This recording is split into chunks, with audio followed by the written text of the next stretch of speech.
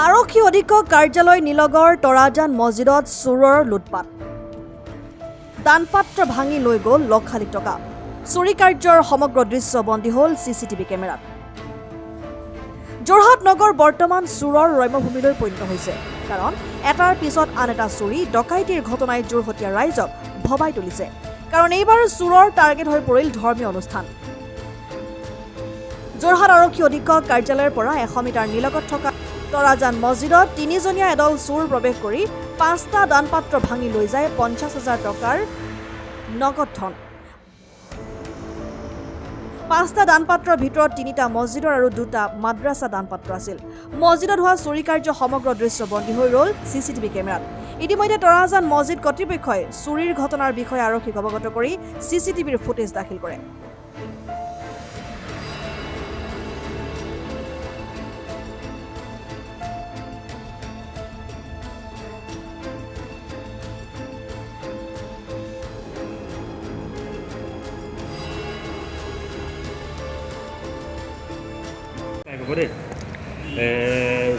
যোৰহাটৰ তৰাজান মছজিদ এটা ধৰ্মীয় অনুষ্ঠানত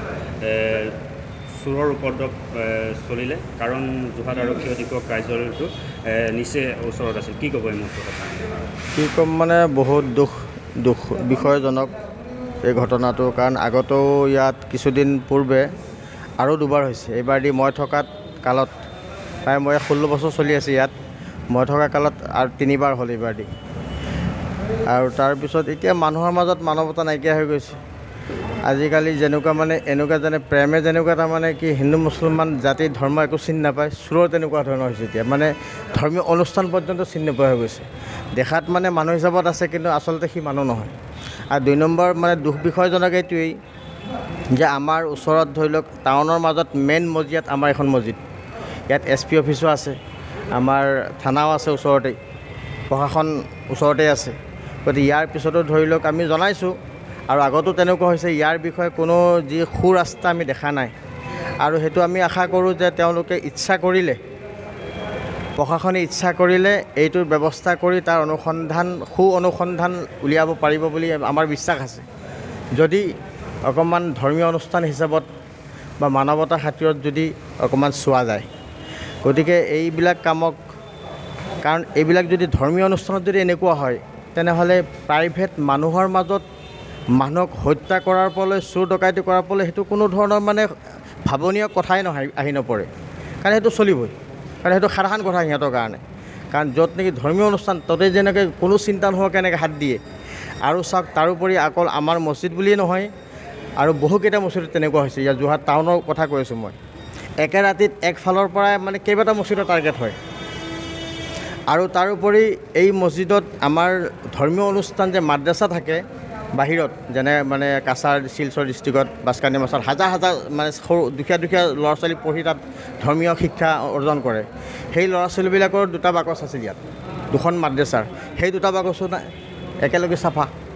কেইটা বাকচ লৈ গ'ল ইয়াৰ পৰা মুঠ 5টা বাকচ আমাৰ মছজিদৰ 3টা বাকচ আৰু 2খন মাদ্ৰাছাৰ 2টা বাকচ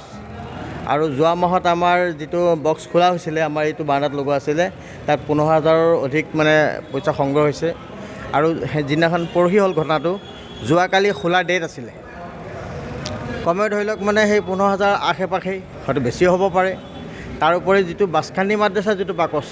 তাত কমেওতো 30-40 হাজাৰ টকাৰ ওপৰত থাকে কাৰণ ধৰ্মীয় অনুষ্ঠান ডাঙৰ অনুষ্ঠান চবেই জানে গোটেই পৃথিৱীতেই জানে অকল মানে অসম মানে পৃথিৱীতেই জানে গতিকে তেনেকুৱা ধৰণৰ ইয়াত কমেও 50-60 হাজাৰ টকা ধৰি লওক মানে তেনেকুৱা হৈছে অকল সেইটো বুলিয়েতো কথা নহয় যিটো কাম চলি গ'ল বা চলি আছে সেইটো মানে বহুত মানে ঘৃণনীয় কাম তাক আমি ধিক্কাৰ দিছোঁ আৰু সেইটো আমি এইটোৱে অনুৰোধ ৰাখোঁ বা আজি এই নিউজ লাইভৰ যিবিলাক আমাৰ ভাইসকলক তেওঁলোকক মই মানে ধন্যবাদ জনাওঁ আৰু লগতে মই প্ৰশাসনকো মই এইটো মানে আহ্বান জনাওঁ যে যাতে এইটোৰ ব্যৱস্থা অনুসন্ধান উলিয়াই কেনেকৈ সুব্যৱস্থা কৰা হয় যাতে আমাৰ দেশখন কেনেকৈ শুদ্ধ পৰিচালনা হয় এই চোৰৰ পৰা ডকাইতিৰ পৰা মানুহ হত্যাকাণ্ড যিকোনো কাৰণ ধৰ্মৰ কথা এটাই তাৰমানে কি অনুষ্ঠানত যেতিয়া হাত দিব পাৰে এটা সাধাৰণ মানুহক হাত দিয়াটো একেবাৰেই তাৰ কাৰণে কোনো ভাৱনীয় কথাই নহয় দুষ্কৃতিকাৰীসকলক অতি শীঘ্ৰে গ্ৰেপ্তাৰ কৰিব লাগে বাছ গ্ৰেপ্তাৰ কৰিব লাগে আৰু দিলেহে তাৰমানে কি হ'ব আমাৰ গোটেই দেশখনক এটা শান্তি আহিব মানুহৰ ভিতৰত মানৱতা বাজি থাকিব সেইটোৱে আমি আশা কৰোঁ।